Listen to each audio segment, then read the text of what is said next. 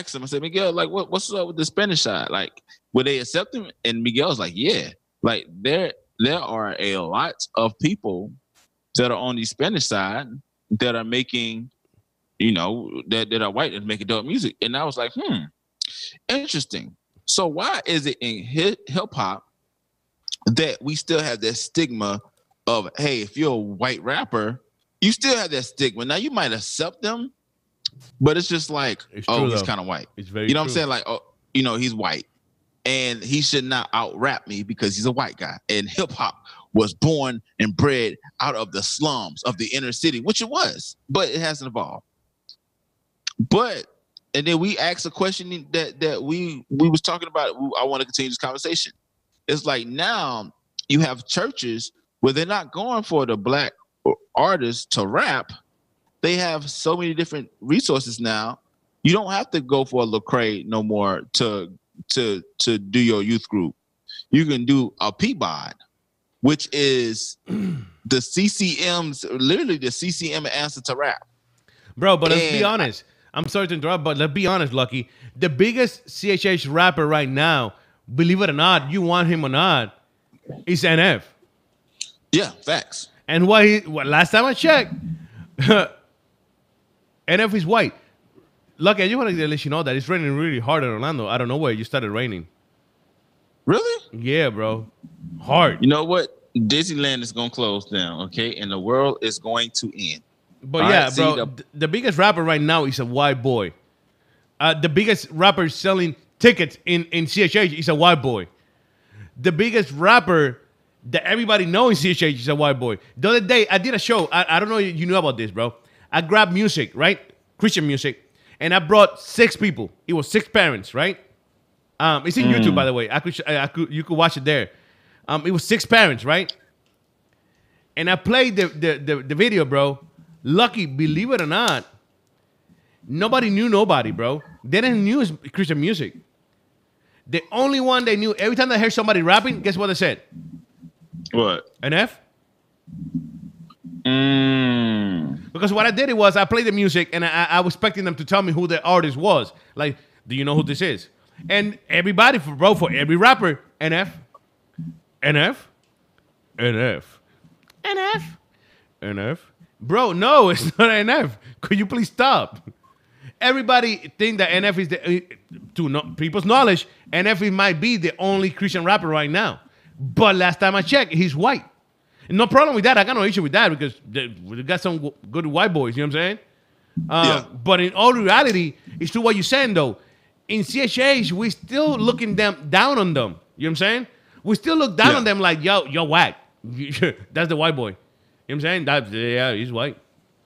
We don't want to give him credit to what credit he deserves. And I don't care if he's white, Chinese, Vietnamese, Filipino, Spanish, Hispanic. I don't care. He's dope. He's dope. He's fire. You know what I'm saying? We have to be more real with this stuff, man.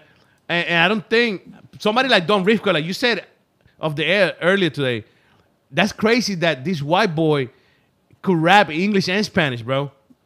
And the Spanish community love it. He's loving it.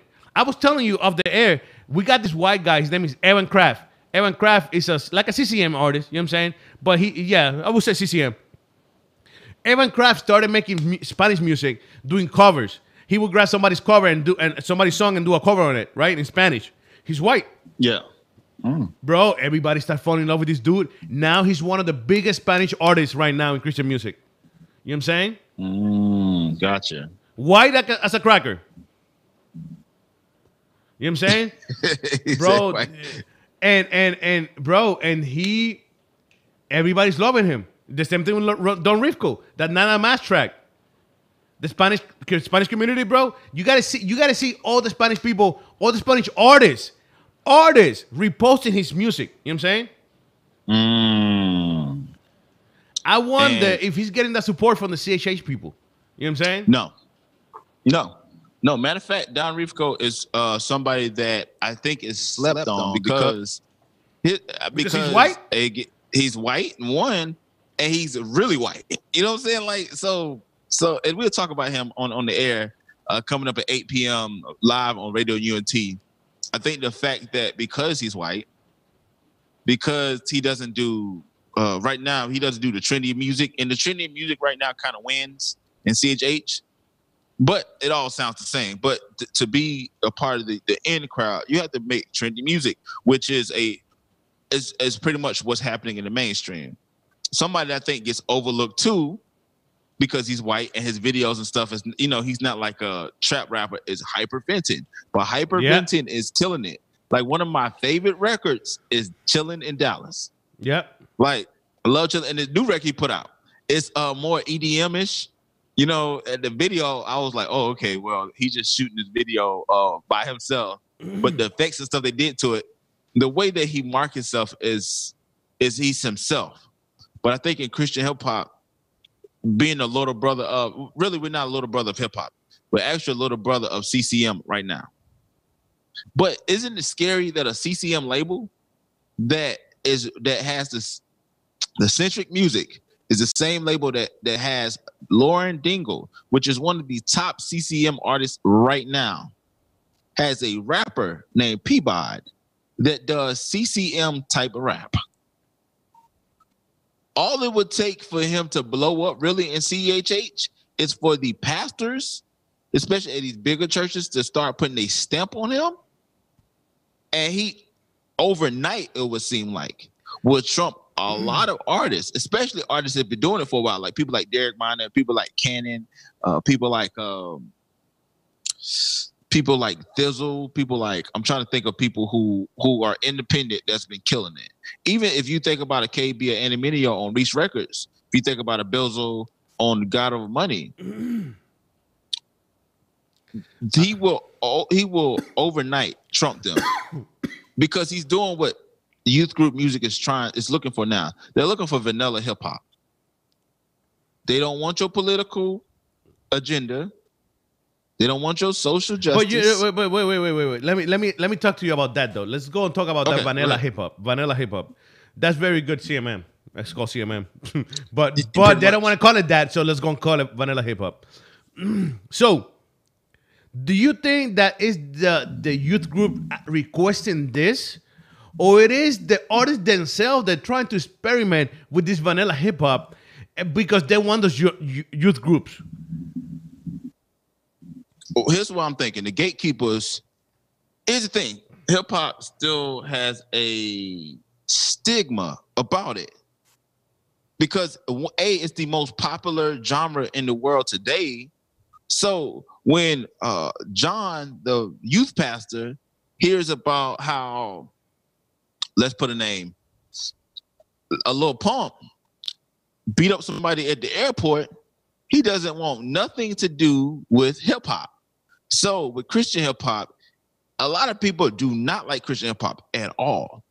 You say you're a Christian hip hop artist, they will roll their eyes and think, hey, that's not a way you can worship God. How can you worship a God by rapping?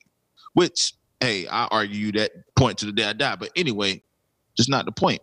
So a lot of these pastors are not hearing because they don't know about Christian hip hop.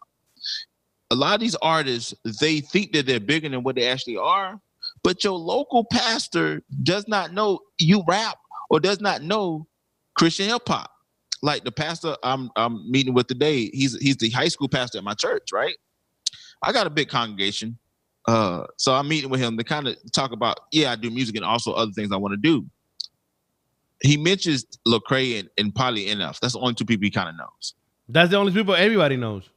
So if you so in your big scheme of thing, if you're not sounding like a Lecrae, and we're not talking about new Lecrae, we're talking about I can play the background, that Lecrae, Rebel Lecrae.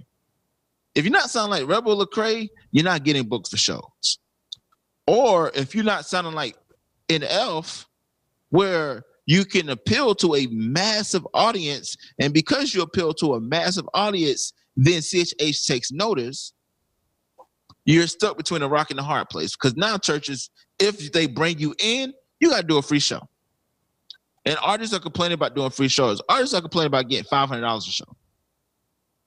Artists are complaining about making $50,000 a year. Yep. Bro. But then that's the other side of the coin, Lucky, when it does work for some people. Like right now, Gavi's killing this youth group thing. You know what I'm saying? Gavi is doing the right thing with his youth groups, and he's getting all of them. You know what I'm saying? Gavi's getting all of them. Gavi's getting so big right now. I'm looking for it to make sure that's. I think it's in Guatemala, bro. See, Gavi will be at Guatemala in a youth group conference. You know what I'm saying? But here's the thing. And I realize what Gavi is doing. And some people, and then you got people like Beacon Light that's like, yo, I'm doing these assemblies where I'm catering my music to play in these churches, these schools, because let's face it, you can't make music Jesus focused in schools. You can talk about you can kind of have some spiritual stuff, but it has to be to a certain point. So that's why you got to make not vanilla music, but that's why you can catch my vibes from Beacon Light. You know? But let me ask you something. There's a difference between performing at a school or performing in a youth conference. And let's go and put the money to the side. Let's go and put the money to the side. If there's any difference. Yes, I think it's different because the one you're directly talking about God. Well, it depends on the artist you are. That's a very great point. It depends on what type of artist you are. Because if you're Jesus focused, then your message when you go to schools has to be a little not watered down, but you kind of have to figure out how to deliver your message without saying Jesus or without using things like I do it all the time. I'll talk to a kid and I give them a principle. Hey man, you need to treat others the way you need to be treated. Now, if you go back to this, and somebody taught me that, and that's what I went by, the golden rule. The golden rule is actually when Jesus said, when they said, good teacher, what are the two greatest commands? Love, you know the greatest command, love God with all your heart, soul, mind, and strength, to love your neighbor as you would yourself. I was dumbfounded when I found out that meant that was from the Bible. I felt like somebody was robbing me or something. But I think that if you're an artist that you just like these new age artists, hey y'all, I kind of go to church, or hey y'all, I'm cool with the local establishment, but I just want you to know that I'm a rapper. I think there's not going to be a difference. You know what I'm saying? Yeah. Because you could, but I don't think that you'll be able to make the same impact.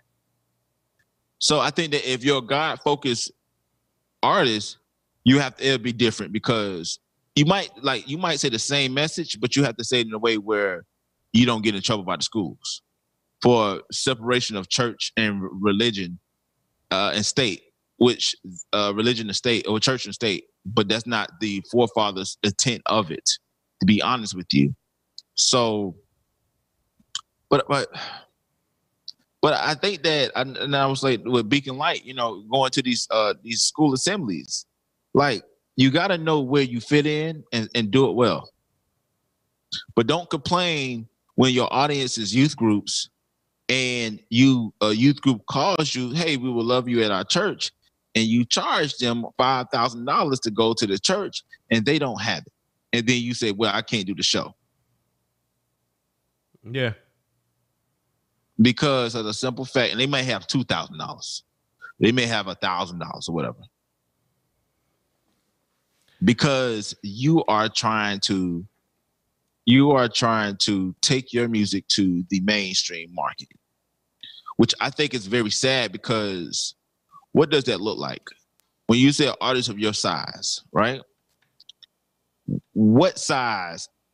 Because nobody in CHH can pull to only a handful of people, and we can count them on our hand, that can pull 100 people at their show right now that we know of.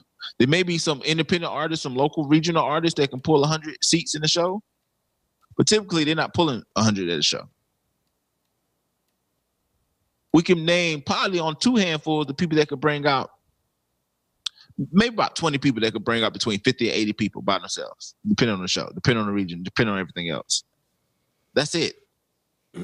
So now the question is, why aren't CHH artists, especially the older ones, not the younger ones? I can see the younger ones, rapping about stuff, just rapping or whatever.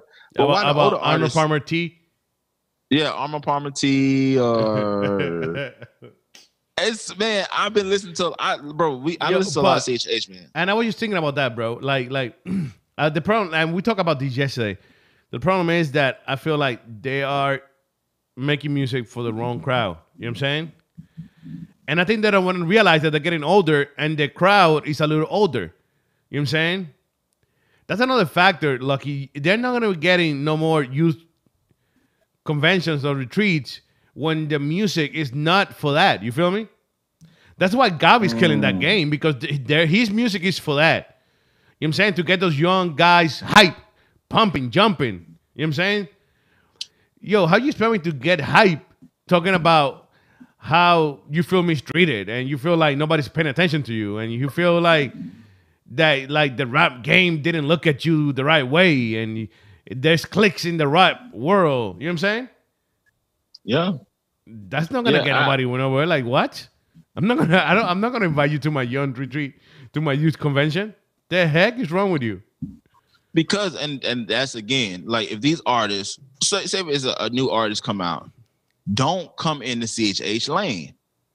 You know, the build your brand as a mainstream. Tobin the Wigway is a perfect example. Somebody who did not come up in the CHH world. You know, he just started making just music, was consistent, and now he's doing shows, packed out houses, has a nationwide tour. And even though they're smaller venues, but still, yeah, I don't care what. If anybody could jump in the car and 100, 200 people show up, that's not in your region, you're doing something amazing. Oh, bro, even if 100 or 200 people show up at your show in your region, I'm like, yo, bro, you're doing something that a lot of people ain't really doing at all. And I think that these artists, man, they're like you said, they don't know their audience. And I think Don Rifko is like, yo, this working, I'm gonna go with this. A lot of people at CHH were like, oh, this is working, let me experiment on this lane. It's like, what? Why? What for? You don't need to. Yeah. That's like you, Miguel. You wouldn't be on your roof fixing your roof if your roof wasn't broken. Yeah. It's like, oh, let me strip out all the tar on the roof and let me put another coat back in every year because I want to just do it. Like, nah, bro, like, first of all, that's too much work, and two, you might mess something up because you may not even be your era expertise. Now you up there doing it because you got to, and I'm pretty sure you was in maintenance for years, so you can do it. You know what I'm saying? But to a lot of these artists, man, they just that's why I'm glad, man. We need our A&R people, somebody that can give these artists advice, man, because a lot of these artists they don't know. They don't know, man. And then I've been listening to Christian hip hop, man, and you get two Christian hip hop artists. You get the one that's super serious about Jesus, and the other one that has no substance in their music. Facts, no substance. It's literally about nothing. But I'm here to say, hey, have you heard that Drew Beck's album? Yeah, man, I love it. I'm listening to it. The auto tune is kind of getting to me. I mean, it sounds good, but I don't know if I need all the auto tune because, like, I know the first few tracks he's not rapping on it; he's kind of singing on it. But you know what? I realized that I don't like auto tune myself. I dislike auto tune, but now I got to put my head around that everybody's using auto tune. So maybe if everybody's using it and I'm the only one disliking it, I might be the problem. You feel me? Gotcha. I might be the problem by not accepting that, hey, it is what it is. That's what they're using, bro.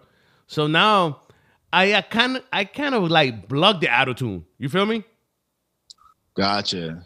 Because now I will be upset not listening to music whatsoever because everybody is taking a big dive in this auto-tune world. You know what I'm saying? Yeah. So I'm like, for what then? So let me shut up. Let me move to the side, block this auto-tune that is driving me nuts, and listen to the music then. And that's what I've been doing. Not just with Drew Beck, but pretty much everybody. Because everybody's using this auto-tune like no tomorrow. They're taking this great bath on auto-tune. You know what I'm saying? Yeah. I get it. I get it. And I hear that. But for me, I'm like, Yeah. Facts. But again, you know what I'm saying? Like I said, it sounds amazing though. It sounds amazing, but I'm just like, when I do that, I start comparing you to mainstream. You see what I'm saying? That's my mind. And I try to hear you to like, okay, this is a good record in CHH, but can it cross over? and I haven't heard a record yet that can do that. You know what I'm saying? In the album. Huh? You're talking about the album, right? Well, the album, I haven't finished the album yet, but for me, okay, so for me, it sounds good. It sounds good.